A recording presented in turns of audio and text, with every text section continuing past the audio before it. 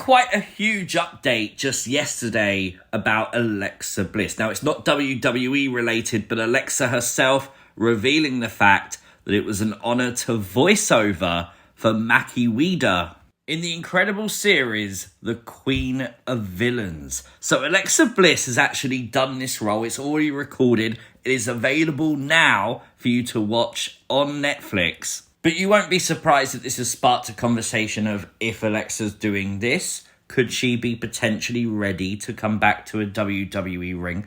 Now, honestly, I don't know. First things first, we don't know when this was recorded. We don't know if it was a few months ago, which it probably likely was. And also, it's probably a lot less physical than wrestling, you know? However, if you watch things you might have missed from Smackdown last night, we covered all the recent Wyatt 6 teases, and this one of the River Styx, and the theory that obviously there is also a goddess called Styx. And is that what's being referenced potentially with this picture of the River Styx?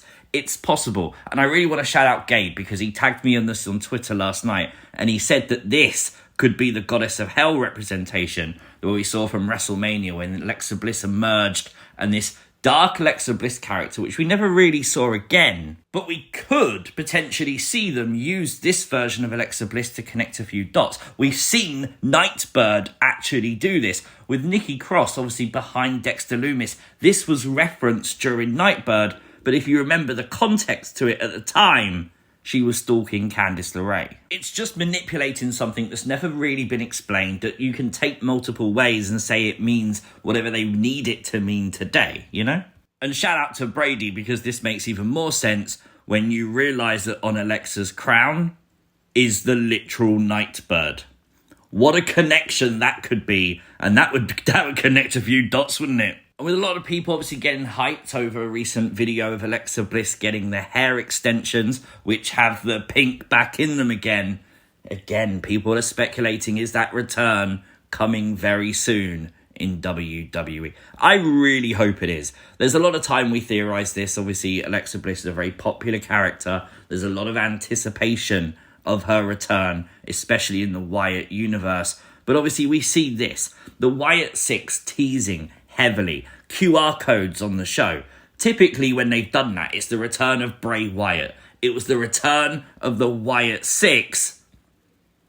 Could it be now that we're doing it again, that it's for the return of Alexa Bliss? Now, I have to mention this picture. This was taken last night during Smackdown, and variations of this picture has been sent to me all day long. I don't know what this really is. Now, obviously, it's a picture behind the screen, so it's hard to see the whole picture. But it does look like what would be a full circle with someone stood by it. Now, is this a tease of the Wyatt 6? I genuinely don't know. I think trying to look at a background picture that we've never seen before as a clue is always going to be a reach. But we have seen teases on SmackDown recently, so could it be? Potentially, and I think it's worth remembering it for that reason alone. Some interesting news regarding Friday Night SmackDown. You may have seen the news story this week, but it's a big one. SmackDown is moving to 3 hours in January of 2025 on the USA Network. Now, this is apparently only going to be a 6-month deal, with it rumoured to be going back to 2 hours in June of 2025. Honestly, I'm quite hyped for between January and WrestleMania to have a 3-hour SmackDown, because, my God, if it's anything like this year with The Rock and Cody and Roman stuff, that was gold, wasn't it? I also think there's an argument to be made recently, in recent months at least, that SmackDown has been the weaker WWE show. And a lot of people do wonder if Triple H has kind of mastered a 3-hour show on Raw, which is absolutely amazing right now. And could this help SmackDown? We'll have to wait and see. As we look towards 2025, we know John Cena's coming back, and there's been some news that John Cena has actually submitted a list of superstars who he wants to face in 2025. There's some big matches. Obviously, Cena-Gunter is one that comes to my mind. Obviously, Cena-Randy, Cena-CM Punk. There's some big matches for Cena to be had. But do you remember when John Cena debuted in WWE, he initially debuted against Kurt Angle? Well, who retired Kurt Angle? That's right, Baron Corbin. Come on, WWE, do the funniest thing ever. Baron Corbin to retire John Cena. Now, we made a video on Thursday, obviously talking about the amazing Fiend tribute from Jeff Hardy. Pictures emerged, obviously, from the TNA broadcast that showed Jeff had the yellow contacts on his eyes. But look at this video that Jeff posted to Instagram. Just look at the detail on that face paint of the Fiend. It just looks absolutely incredible. I love it. Question, though, are you going to try this now for Halloween?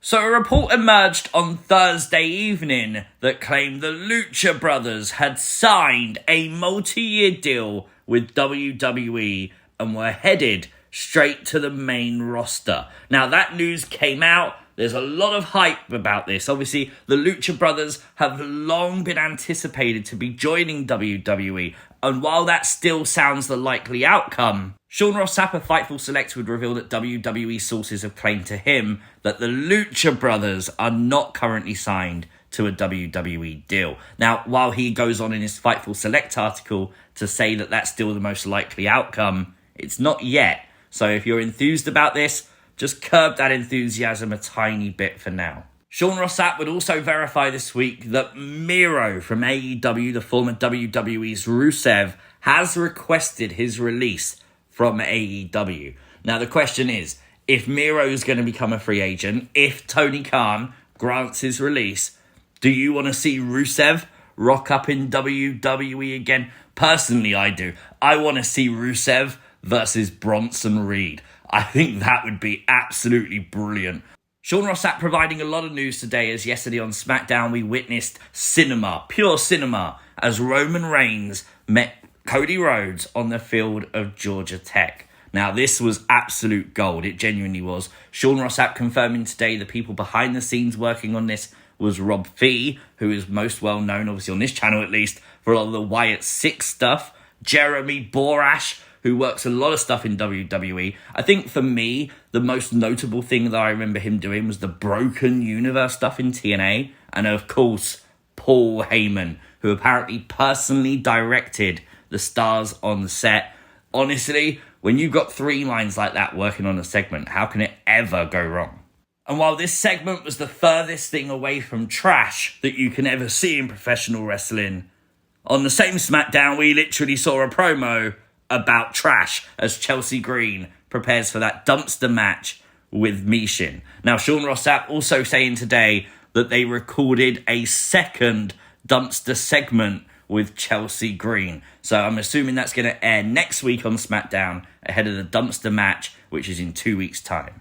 And don't forget, this Tuesday on NXT, we'll see a press conference. Now, obviously, this is looking forward to that October 1st special NXT as NXT debuts on the CW. Now, that does mean that this is the final NXT on the USA Network. So will there be something massive to hype that show on October 1st? We'll have to wait and see. We'll be covering it right here with things you might have missed, as always. But that's it. That's your WWE news. Not a lot of news stories, but I feel like big news stories, you know? Things that really people care about. And obviously that big move for NXT coming up is going to be huge as well. If you are new to the channel, hit that subscribe button, like the video, share the video, and I'll catch you next time. Peace!